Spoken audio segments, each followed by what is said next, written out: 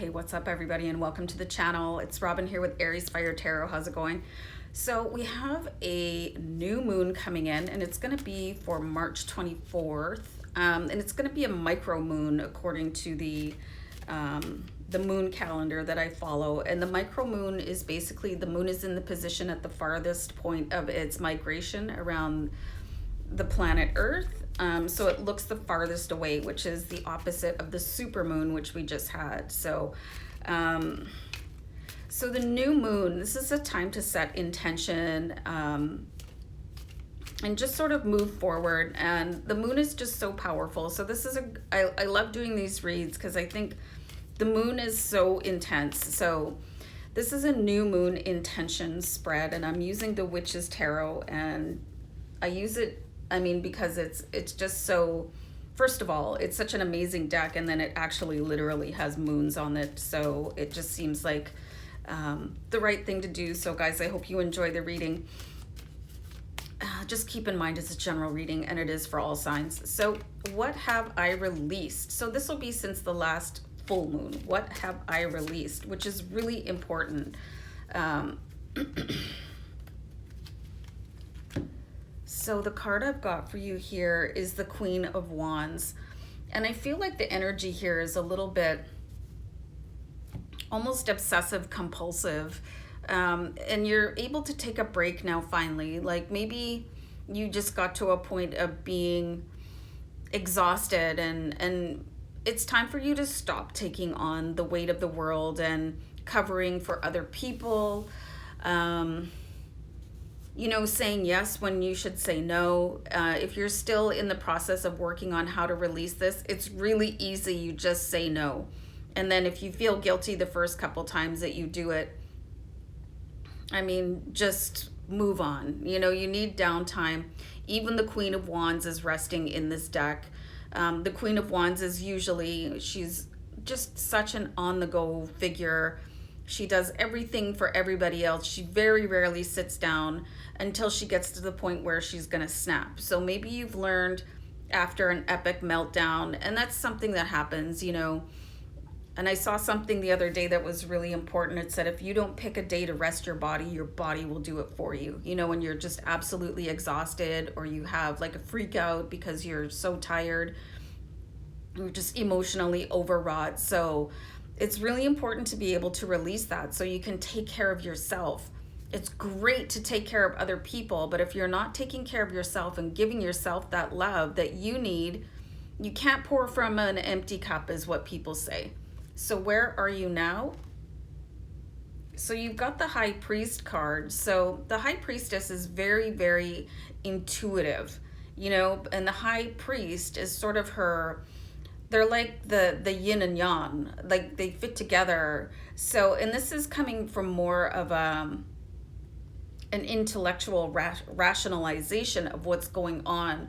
And this can be like the Queen of Wands. She's very driven by her heart, and her heart propels her forward. She's got a very, very big heart and wants to take care of other people, and sometimes to the detriment of herself. So that you could have been doing that in the past.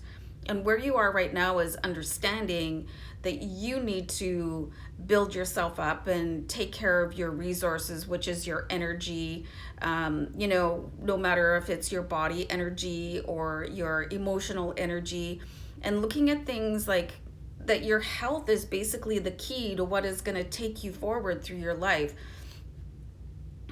People say that health is everything, and they're absolutely right. You see that people live to varying stages of life, but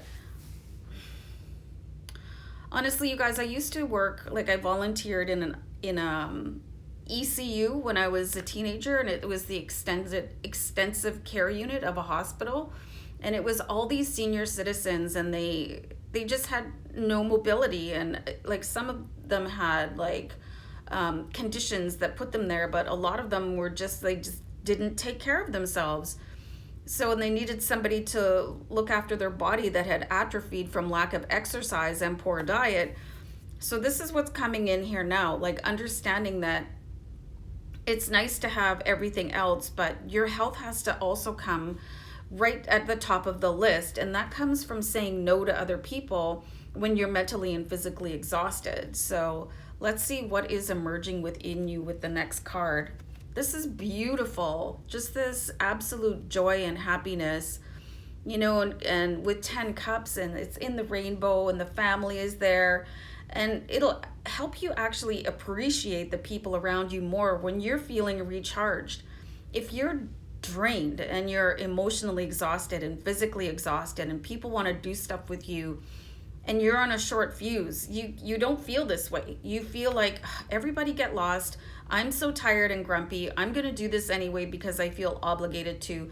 So don't do that. And like, this is your new moon intention of how to sort of reorganize your life and carve out time for yourself and say no to people, you know, especially if you do a lot of volunteering. I love volunteering, but you know, some of the people that run these committees, they just won't take a no for an answer. And once you start saying yes, they keep asking you to do more and more and more. And then you just feel obligated because, well, you know, it is a charity or they really need the help, but there's tons of people out there that can help. Lots of people can go, like suggest to other people or get somebody to help you. Like, this is your new moon intention to, in order for you to enjoy yourself to your fullest ability, you have to take care of yourself and really put the intention in there to do it. So what do I wish to grow here, you guys? Interesting. 3 of Hearts. So what do you want to grow there? Really cool card, and it's just not even talking to me right now. Like, I'm getting words like festering wound, but why would you want to grow that? What do I wish to grow? I'm going to pull another card right over top of that. So it's like you're really torn about something and you want to just move away from it with the 8 of Cups, but you're tied to it for some reason. I feel like this just turned into a whole new reading. I'm going to pull another card over that. And then you've got the King of Wands. So this is really fascinating that we started with the Queen of Wands and wanting to be able to say no a little bit more so that you can work on your own happiness. But then we got the 3 of Swords and the 8 of Cups and the King of Wands. So it's like there's almost some sort of influence coming here from your family. It could be for some of you in relationships. It could be your spouse that is asking too much for you. And maybe what you want to grow is the compassion of the people around you so that they can give you a break, so that you don't feel like you're going to, like you want to leave the situation. Instead of just take a break, you want to quit and move on. So there's a need for compassion from the other people in your life. And this is what you're going to have to really focus on, because I think people are so used to you doing everything all the time that when you stop doing it, they're going to look at you as if there's something wrong with you. And they're going to take offense to it, which is why we have the 3 of Swords, because they're going to try to make you feel bad about it. And again, this could be with those volunteer committees.